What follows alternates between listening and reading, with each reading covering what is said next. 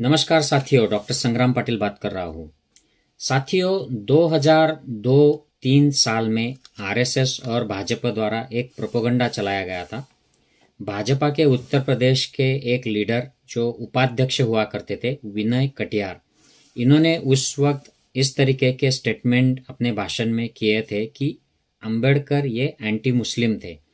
तो उनका जवाब देने के लिए डॉक्टर आनंद तेलतुंबड़े, जो अंबेडकर के पोती के हस्बैंड हैं, तो वे आजकल जेल में हैं। उनको इस गवर्नमेंट ने, महाराष्ट्र की और सेंट्रल गवर्नमेंट ने मिलकर जेल में भेजा है। एक कारण से, जो भीमा कोरेगांव में जो रायट्स हो गए थे और उसके पहले जो एक यलगार परिषद हुई थी, उसमें कुछ लोगों को, 16 लोगों को जेल में भेज दिया था, एक्टिविस्ट को। उनमें से वो एक है। तो उन्होंने एक किताब लिखी थी कि क्या अंबेडकर मुस्लिमों के खिलाफ थे। ये इंग्लिश में किताब थी कि उनके मुस्लिमों के प्रति क्या विचार थे। उसका ये ट्रांसलेशन मेरे पास है और इसमें उन्होंने जो इंडेक्स दिया है उसमें उन्होंने 11 चैप्टर्स लिखे हैं। और इन 11 चैप्टर्स में जो पहला चैप्टर है उसकी मैं चर्चा आपके साथ करने वाला हूँ कि क्या अंबेडकर सही में एंटी मुस्लिम थे। तो उन्होंने उसको मिथक बताया है और इस तरीके के 11 मिथकों पर उन्होंने चर्चा की है। तो उसमें का पहला है, डॉक्टर अंबेडकर मुस्लिम विरोधी थे। इस तरह का ये जो मिथ था, ये जो झूठ फैलाया गया था, उसका एक्सप्लेनेशन दिया है।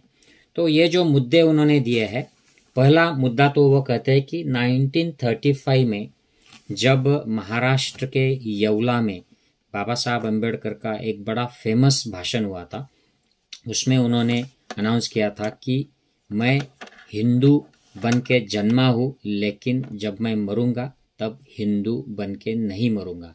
यानी कि मैं हिंदू धर्म में नहीं रहूंगा, मैं धर्मांतरण करूंगा। तो ये ऐसा अनाउंस किया था। लेकिन उन्होंने अभी डिसीजन नहीं लिया था कि कौन से धर्म में वो जाएंगे, और अपने जो अनुयायी है, फॉलोअर्स है, उनको भी उन्होंने उस तरीके का कोई मैसेज नहीं दिया था। तो जैसे ही उन्होंने अनाउंस किया, उनके पास लोग आने लग गए और पूछने लग गए कि हमको हिंदू धर्म छोड़ना है, तो हम कौन से धर्म में जाए। तो बाबा साहब अंबेडकर ने उन अनुयायियों को स्पष्ट शब्द में कहा था, अगर आप हिंदू धर्म छोड़ना चाहते हो तो आप इस्लाम में जाइए। इतना ही नहीं, तो उन्होंने बहिष्कृत भारत में जो वो न्यूज़पेपर चलाते थे, उसमें भी ये आह्वान किया था कि अगर किसी दलित को या शूद्र को इस धर्म छोड़ना है, धर्मांतर करना है, तो वो इस्लाम का स्वीकार उन्होंने करना चाहिए। यह 15 मार्च 1929 को बहिष्कृत भारत में उन्होंने आह्वान किया था। अगला जो मुद्दा डॉक्टर आनंद तेलतुंबड़े ने डिस्कस किया है इस किताब के फर्स्ट चैप्टर में, कि उस वक्त बाबा साहब अंबेडकर जो बहिष्कृत हितकारिणी सभा था, उसका जो मुखपत्र हुआ करता था बहिष्कृत भारत, उसमें उन्होंने लोकहितवादी जो एक समाज सुधारक महाराष्ट्र के थे, उनकी इस्लाम के ऊपर लेखों की सीरीज चलाई थी। तो इससे वो साबित होता है कि वो एंटी मुस्लिम नहीं थे। तो क्योंकि ये सीरीज जो थी इस्लाम को एक्सप्लेन करने वाली थी, उसके प्रति जो उनके एक्सप्लेनेशन से उनको डिटेल में देने वाली सीरीज थी, तो उन्होंने अपने माध्यम से उसको छपवाया था। और इस्लाम में जो समतावादी तत्व है, उनसे बाबा साहब अंबेडकर काफ़ी प्रभावित थे। इतना ही नहीं, वो इस बात को मानते थे कि भारत में जो इस्लाम में भ्रष्ट तत्व आ गए हैं, वह तत्व हिंदू धर्म से ही इस्लाम में आए हैं। उसी की वजह से इस्लाम के जो भारत के लोग हैं, वो इस तरीके के जो गलत प्रैक्टिसेस है वो करते हैं, जो ओरिजिनल इस्लाम में नहीं है बताई हुई, जो भारतीय मुस्लिम फॉलो करते हैं। तो उसके लिए भी इन्होंने हिंदू धर्म में जो भ्रष्ट तत्व है, विषमता है, अंधश्रद्धा है, कर्मकांड है, उसी को जिम्मेदार ठहराया था। तो साथियों, आगे एक मुद्दा वो देते हैं कि फिर बाबा साहब अंबेडकर उस वक्त के जो मुस्लिम नेता थे, उनके खिलाफ क्यों बोलते थे, उनके खिलाफ उन्होंने क्यों स्टैंड लिया था।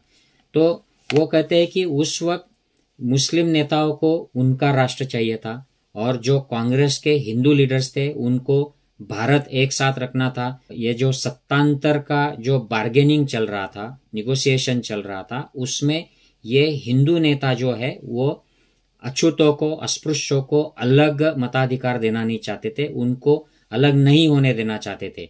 और ये उनको एक साथ रखने के लिए ये लोग मुसलमानों को कुछ ज़्यादा सहूलियत दे रहे थे। तो बाबा साहब अम्बेडकर मुसलमानों के साथ, उनके लीडर्स के साथ कम्युनिकेट किया, लेकिन उनके साथ कोऑपरेट करने की तैयारी रखने के बावजूद मुस्लिम लीडर्स ने बाबा साहब अम्बेडकर का साथ नहीं दिया, उनको सपोर्ट नहीं किया। तो बाबा साहब अम्बेडकर को उनका जो ये सेल्फिश नेचर था ये अच्छा नहीं लगा। तो बाबा साहब ने इसके पार्श्वभूमि पर उनके ऊपर टिक्का टिप्पणी की है। ये बात हमको देखनी चाहिए। उन्होंने इस्लाम के ऊपर नाराजी नहीं व्यक्त की है या मुस्लिम लोगों पे, समाज के ऊपर नहीं बोला है। उनके इस एटीट्यूड के ऊपर ने जो लीडर्स थे उनके एटीट्यूड से नाराज होकर उनके खिलाफ जो बोला था वो उस एटीट्यूड पर बोला था।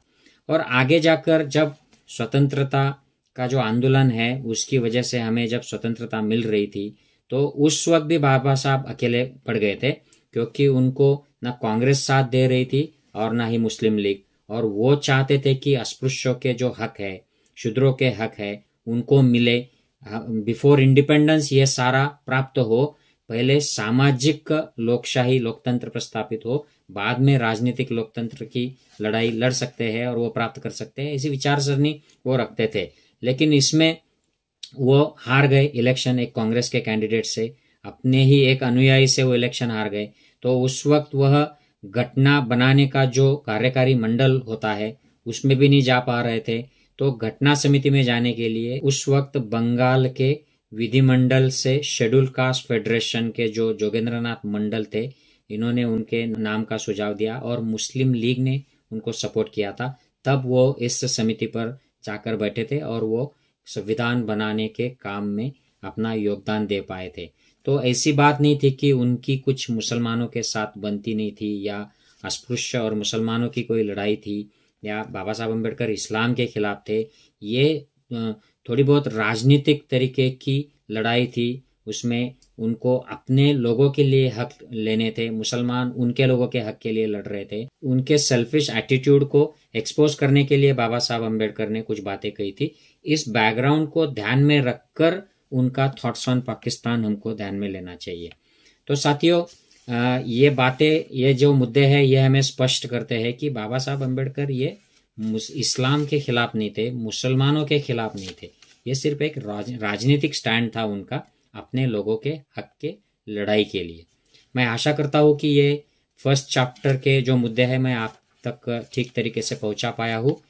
आप अपने ग्रुप्स में, व्हाट्सएप, फेसबुक और जो भी आपके ग्रुप्स है उसमें ये इन्फॉर्मेशन शेयर कीजिएगा, ताकि लोगों में जो गलतफहमी फैलाई जाती है और जो सेक्युलर लोग हैं, बहुजन लोग हैं, उनमें भी ये फिर गलत अंडरस्टैंडिंग हो जाती है कि हाँ सही में बाबा साहब अम्बेडकर तो मुसलमानों के खिलाफ थे। क्यों? क्योंकि भाजपा और आरएसएस के लोग बोल रहे हैं। तो ऐसी कोई बात नहीं थी, ये बिल्कुल गलत प्रचार था। ये उस वक्त के बीजेपी के पॉलिटिशियंस की सत्ता प्राप्त करने की एक चाल थी, और जहाँ जहाँ उनकी सत्ता है उसमें सत्ता में बने रहने के लिए यह ऐसा प्रोपेगेंडा चला रहे थे, ऐसा डॉक्टर अनंत तेलतुम्बडे ने इस फर्स्ट चैप्टर में कहा है। So if you like this video, do share in your groups. Take care. जय हिंद साथियों।